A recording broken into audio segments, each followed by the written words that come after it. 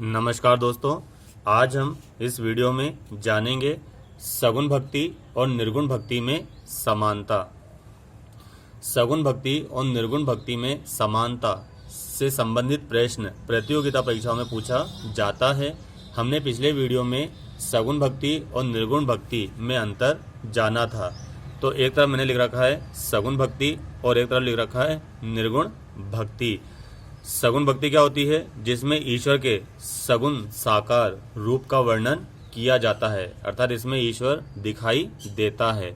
निर्गुण भक्ति में ईश्वर का कोई रंग रूप आकार नहीं होता है। तो हम देखते हैं अंतर। सगुण भक्ति में भक्त और भगवान का अटूट संबंध बताया गया है। सगुण भक्ति में बताया गया है भक्त है तो भगवान है और भगवान है तो भक्त है। भक्त और भगवान के मध्य का सेतु हमें सगुण भक्ति में प्राप्त होता है। यानी कि भक्त और भगवान दोनों क्या हैं? एक सेतु हैं। निर्गुण भक्ति में भी यही बताया गया है। भक्त और भगवान का घनिष्ठ संबंध निर्गुण भक्ति का मूल तत्व है। इसमें भी भक्त और भगवान को ही सर्वोपरि माना गया है। दूसरा अंतर हम देखते हैं सगुण भक्ति में। सगुण भक्ति में गुरु की महिमा का बखान देखने को मिलता है। सूरदास जी हों, तुलसीदास जी हों, मीराबाई हों, सबने ही अपने दोहों में, चौपाइयों में व कविताओं में अपने अपने गुरु की महिमा का बखान किया है। गुरु को बारंबार प्रणाम किया है कि हे गुरु धन्य हो, क्योंकि आपने हमें सद्मार्ग दिखाया है। इधर हम देखते हैं निर्गुण भक्ति में। इसमें भी गुरु की महिमा को अनंत बताया गया है। मलिक मोहम्मद जायसी हों, चाहे कबीरदास जी हों, चाहे रहीमदास जी हों, सबने ही अपने गुरु की महिमा को अपरंपार बताया है। तीसरा अंतर हम देखते हैं सगुण भक्ति में नाम स्मरण की प्रधानता है, अर्थात बारंबार हमें ईश्वर का नाम स्मरण करना चाहिए। यानी कि जप माला, यानी कि जो माला होती है उस पर हमें ईश्वर का नाम स्मरण करना चाहिए। निर्गुण भक्ति में भी जप माला को सर्वोपरि बताया है। इसमें हमें ईश्वर का नाम जपना चाहिए। आपने देखा होगा हिंदू जो लोग हैं वो भी जपमाला धारण करते हैं और जो मुस्लिम लोग हैं निर्गुण भक्ति के वो भी जपमाला को ही धारण करते हैं। फिर देखते हैं सगुण भक्ति का चौथा अंतर। प्रेम ही पुरुषार्थ की मान्यता है। यानी कि सगुण भक्ति में प्रेम को सर्वोपरि माना गया है।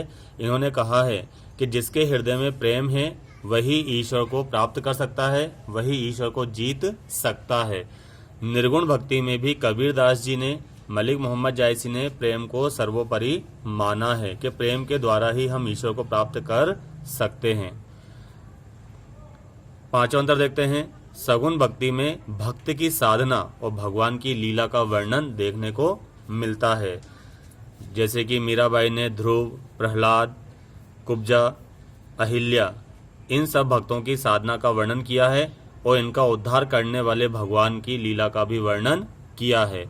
इसमें भी हमें यही देखने को मिलता है। निर्गुण भक्ति में भी हमें भक्त की साधना और भगवान की लीला का वर्णन देखने को मिलता है, परंतु कौन से भगवान का? निर्गुण ईश्वर का। कैसे ईश्वर का? निर्गुण ईश्वर का। जैसे कि मलिक मोहम्मद जायसी जी ने निर्गुण ईश्वर की लीला का वर्णन करते हुए कहा है कि किसने ये संसार बनाया, किसने इन तारों को एक पंक्ति में सजाया है, किसने भांति भांति के बंदर बनाए हैं, किसने भांति भांति के मगरमच्छ बनाए हैं, किसने रंक बनाए, किसने राजा बनाए। इस प्रकार का वर्णन हमें देखने को मिलता है। सगुण भक्ति का देखते हैं हम अंतर।